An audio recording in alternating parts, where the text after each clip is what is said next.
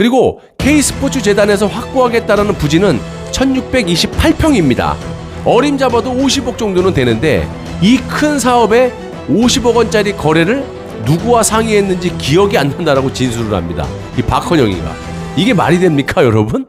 반갑습니다. 빵식입니다. 자, 오늘 박근혜 대통령의 부당한 탄핵으로 옥살이를 하고 계시는 이 또 탄핵 전국 당시에 검찰의 조작 날조된 수사 과정이 지금 팩트가 하나둘씩 드러나고 있습니다.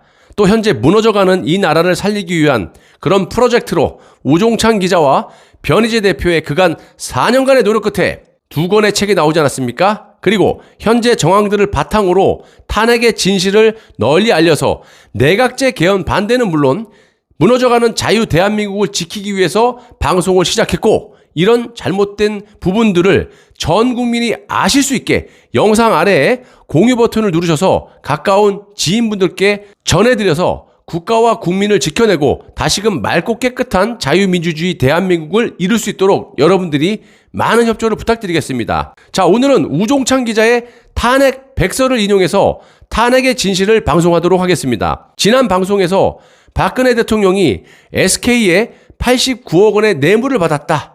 지시를 했다. 그런데 알고 보니까 박 대통령은 전혀 모르는 사실이고 박헌영에 기획된 것으로 드러나고 있고, 실제 박헌영의 자료가 너무나 부실해서 이 빠꾸를 맞고 박영춘 전무가 SK 청와대 지시가 맞느냐? 그런 질문에 이 박헌영 측이 즉답을 피하고 심지어는 없던 일로 하세요. 이렇게 숨어버리는 짓까지 제가 말씀을 드렸습니다. 그 이후에 안종범의 휴대폰 통화 내역에 의하면 이 정현식은 K스포츠재단이 출범하기 전 2015년 12월 20일부터 이듬해 8월 31일까지 8개월 동안 안종범과 114차례 통화를 했고, 2015년 12월 27일부터 2016년 6월 7일까지 안종범과 54차례의 문자 메시지를 주고받은 사실들이 드러납니다.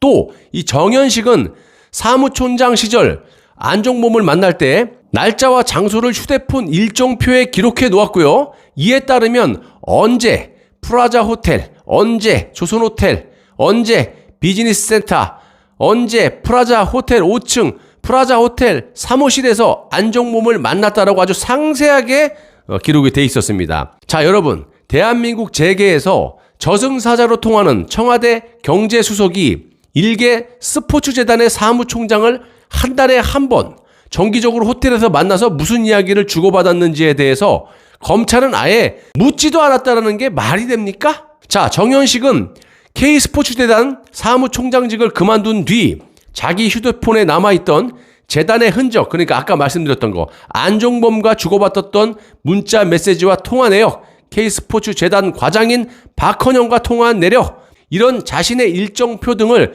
모조리 삭제를 합니다. 사실이 이러함에도 불구하고 안종범은 검찰 조사에서 대통령이 K스포츠재단 관련 자료를 SK그룹에 전달하라고 지시했고, 89억 자금 지원이 중단된 것은 대통령이 내 건의에 따랐기 때문이라고 거짓 지수를 합니다. 아주 나쁜 놈이죠.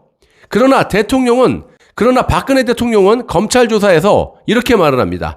안종범에게 SK그룹 자료를 주라든지 자금 지원을 중단하라는 지시는 내린 적이 없다 라고 부인을 했죠. 아니, 한 적이 없으니까 없다라고 말씀을 한 거예요. 그런데 이놈의 검찰 공소장을 보시면 박근혜 대통령이 최태원에게 가이드러너 사업에 대한 지원을 요구했다라고 버젓이 되어 있고요. 대부분의 언론도 이런 식으로 보도를 했습니다. 자, 그러나 박헌영이 SK그룹의 가장 큰 금액으로 요구한 것은 펜싱, 배드민턴, 테니스 등 3개 종목의 해외 전지훈련비 명목에 300만 유로입니다. 자, 펜싱은 펜싱 선수 출신인 고영태의 주종목이고요.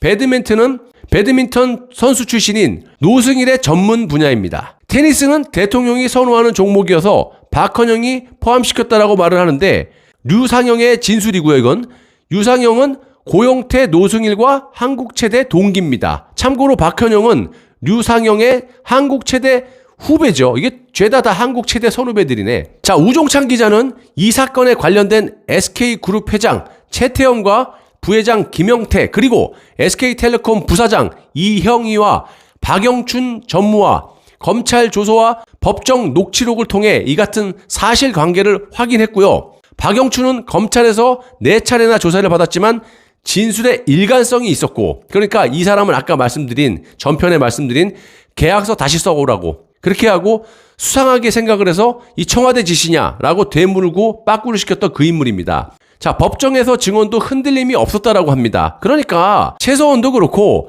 거짓이 없는 사람은, 또 진실만을 말하는 사람은 당당하고 흔들림이 없는 게 정상이에요. 거짓말하는 사람은 이게 뭔가 말을 지어서 해야 되니까 막 이렇게 머뭇머뭇되는 경우도 있고, 말하다 보면 거짓말이 툭툭 나오고 이러는 거거든요. 자, 결론적으로 SK그룹 89억의 뇌물 요구 사건은 박근혜 대통령과 아무런 관련성도 없고 박영춘 전무의 강직한 자세와 지혜로운 처신에 의해서 미수에 그친 그런 사건이라고 말씀드릴 수가 있겠습니다. 자, 여러분들도 이런 부분들 나중에 국가를 위해서, 이 박영춘 전무 같은 사람은 나중에 국가를 위해서 정말 사용돼야 되는 그런 인물이라고 봅니다. 여러분들도 이런 분들은 꼭 기억해 두시는 게 좋을 듯 싶고요.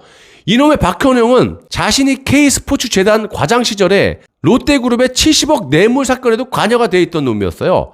롯데그룹은 당시에 K스포츠재단의 요청에 따라서 70억 원을 입금시켰다가 입금 직후에 바로 전액을 되돌려받았습니다. 자, 70억 원을 반환한 실무자가 바로 박헌영인데요.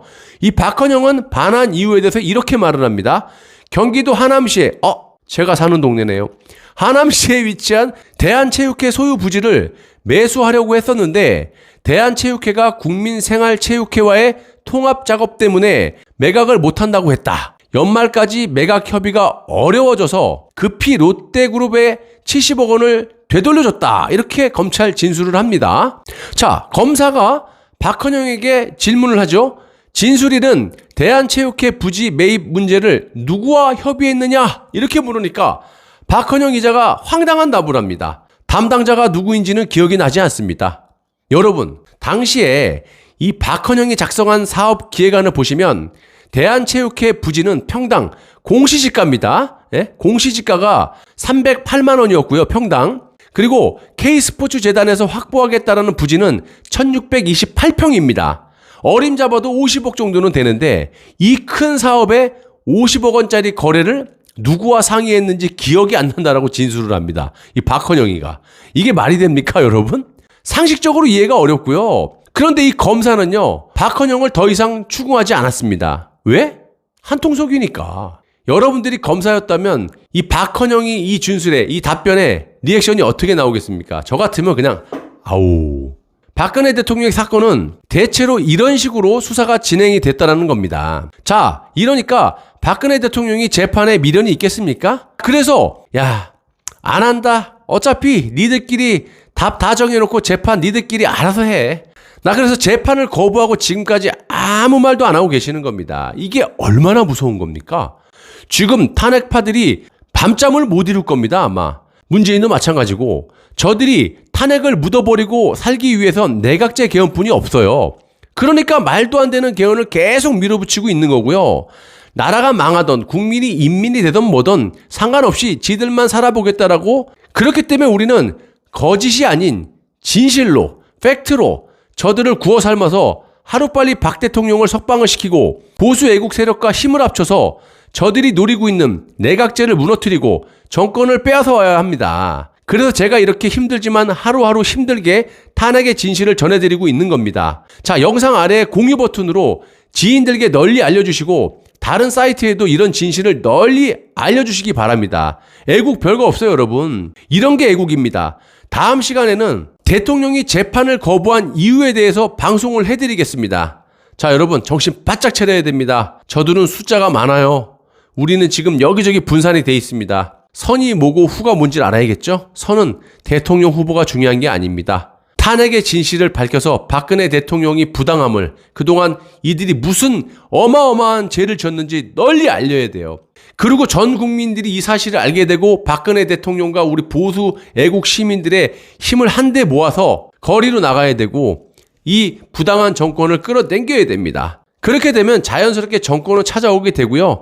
보수의 빗자루를 꼽아놔도 정권을 찾아올 수 있습니다. 지금 중요한 게 아닙니다, 그게. 자, 저는 여러분들의 현명하신 판단을 믿고 현명하신 여러분들을 믿습니다. 저도 조금 믿어주십시오. 감사합니다.